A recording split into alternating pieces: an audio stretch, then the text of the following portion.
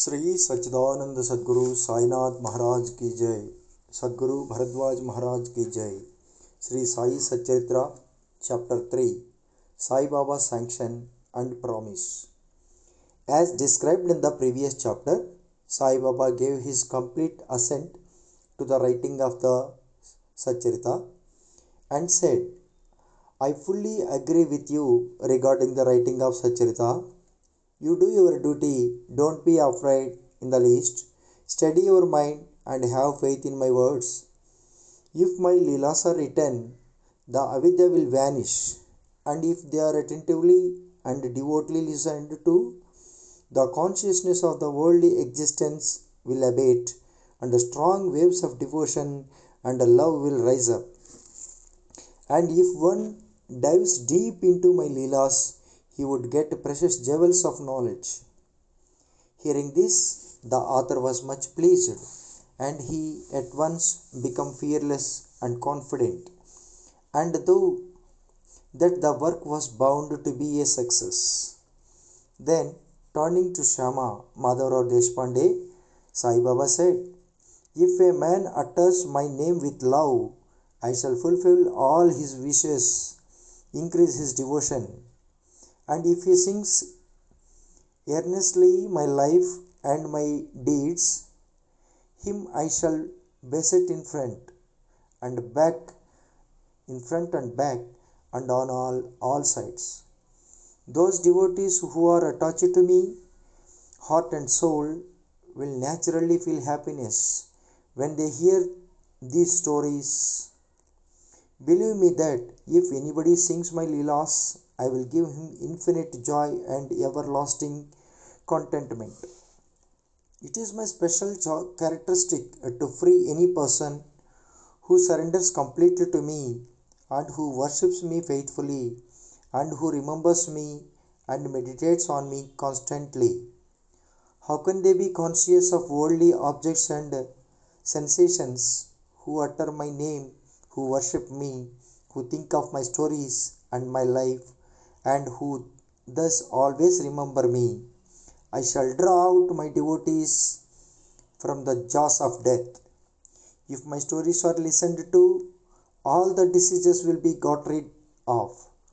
So, hear my stories with respect and think and meditate on them, assimilate them. This is the way of happiness and contentment. The pride and egoism of my devotees will vanish. The mind of the hearers will be set at rest. And if he was wholehearted and complete faith, he will be one with supreme consciousness. The simple remembrance of my name as Sai Sai will do away with his sins of speech and hearing. Different works assigned to devotees. The Lord entrusts different works to different devotees. Some are given the work of building temples and mats or guts on rivers. Some are made to sing the glories of God. Some are sent on pilgrimages. But to me was allowed the work of writing the Sai Sachharitra. Being a jack of all trades, but master of none, I was quite unqualified for this job. Then why should I undertake such a difficult task? Who can describe the true life of Sai Baba? Sai Baba's grace alone can enable one to accomplish this difficult work. So, when I took the pen in my hand, Sai Baba took away my egoism and himself wrote his stories. The credit of relating these stories therefore goes to him and not to me. Though Brahmin by birth, I lacked the two eyes of Shruti and Smriti and therefore was not at all capable of writing the Sachharitra. But the grace of the Lord makes a dumb man talk, enables a lame man to cross a mountain. He alone knows the ways of getting things done as he likes. Neither the flute, nor the harmonium, knows how the sounds are produced. This is the concern of the player. The oozing of Chandrakant jewel and the surging of the sea are not due to the jewel and the sea, but due to the rising of the moon. Baba stories as beacon light. Lighthouses are constructed at various places in the sea to enable the boatmen to avoid rocks and dangers and make them sail safely. Sai Baba stories serve a similar purpose in the ocean of old existence. They surpass nectar in sweetness and make our worldly path smooth and easy to traverse. Blessed are the stories of the saints. When they enter our hearts through the ears, the body, consciousness, or egoism, and the sense of duality vanish. And when they are stored in the heart, doubts will evade, pride of the body will fall, and wisdom will be stored in abundance. The description of Baba's pure fame and the hearing of the same with love will destroy the sins of the devotee, and therefore this is the simple sadhana for attaining salvation. The sadhana for Krita age was Sama Dhamma, tranquility of mind and body. For Treta age, sacrifice. For Dwapar worship, and for Kali, or present age, it is singing of the name and the glory of the Lord. This last sadhana is open to all the people of four varnas, Brahmins, etc. The other sadhanas, that is yoga, tyaga, dhyana, and dhyana dharana, or concentration, are very difficult to practice. But singing and hearing the stories and the glory of the Lord is very easy. We have only to turn our attention towards them. The listening to and singing of the stories will remove the attachment to the senses and their objects, and will make the devotees dispassionate, and will ultimately lead them to self-realization. With this end in view, Sai Baba made me write his stories as sachharitra.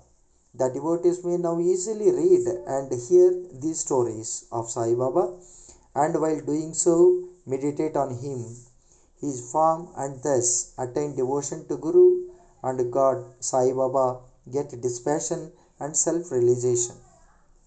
In the preparation and writing of this work, Sachharitra, it is Sai Baba's grace which has accomplished everything, making use of me as a mere instrument.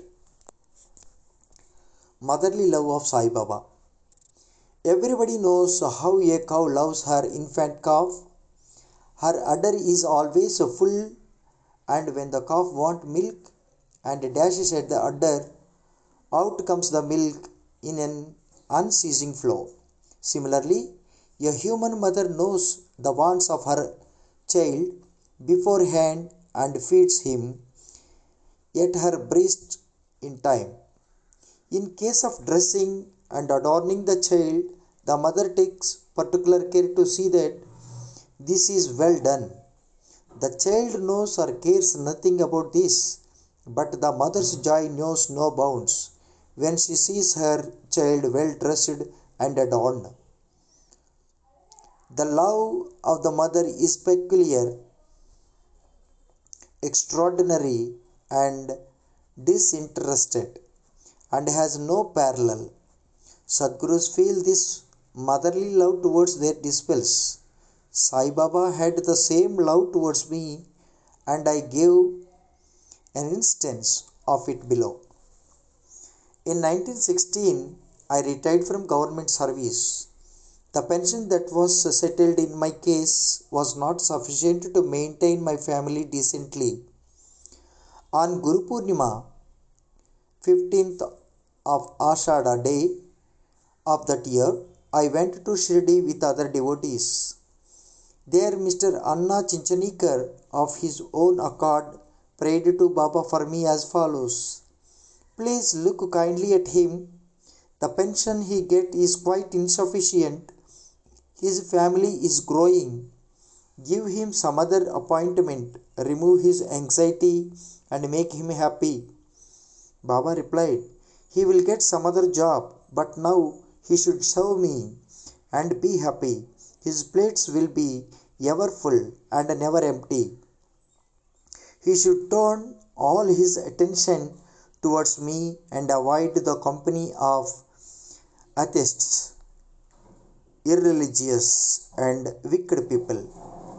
He should be modest and humble towards all and worship me with heart and soul. If he does this, he will get eternal happiness." The question, who is this he whose worship is advocated, is already answered in a note on Who is Sai Baba in the prologue at the beginning of this work. Rohilla story. The story of the Rohilla illustrates Sai Baba's all-embracing love.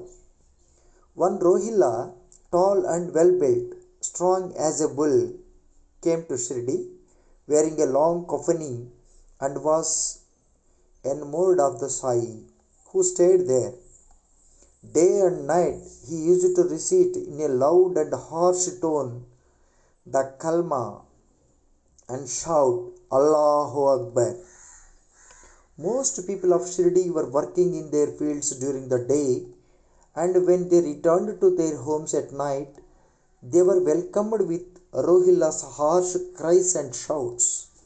They could get no sleep and felt much trouble and inconvenience. They suffered this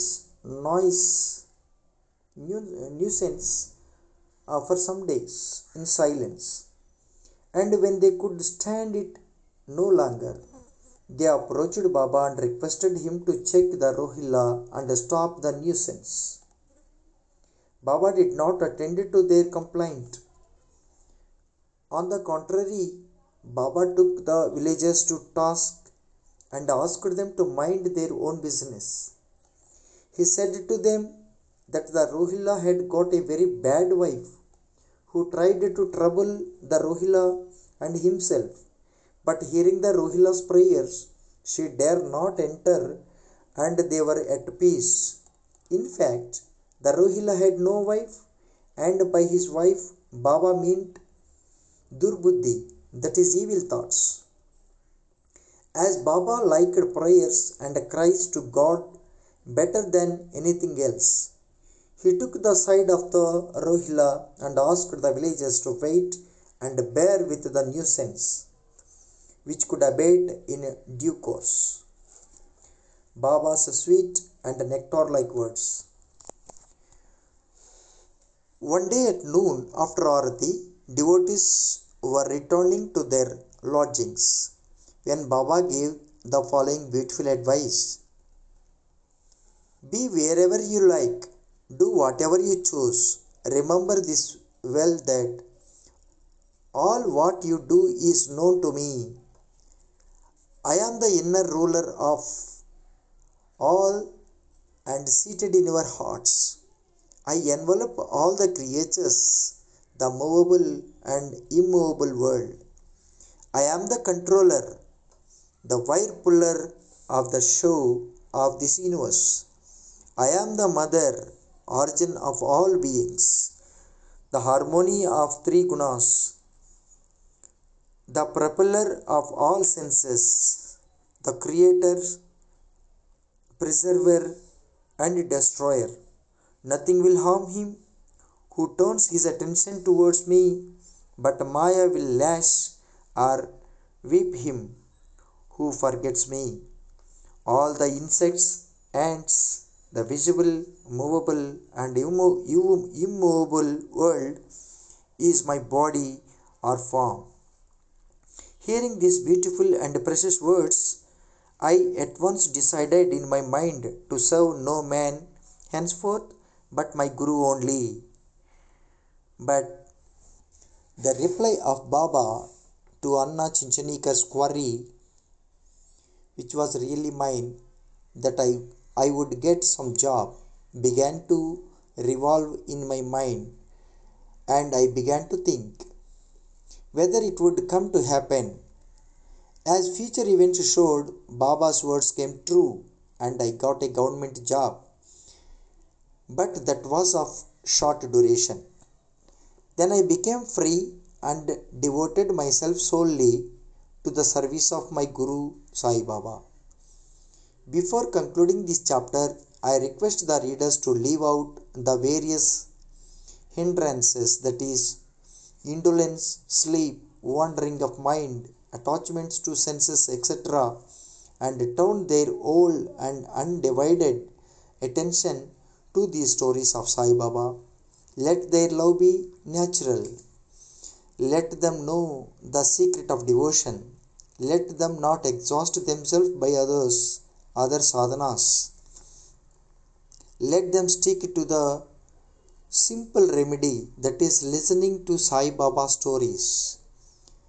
This will destroy their ignorance and will secure for them salvation. A miser may stay at various places, but he constantly thinks of his buried treasure.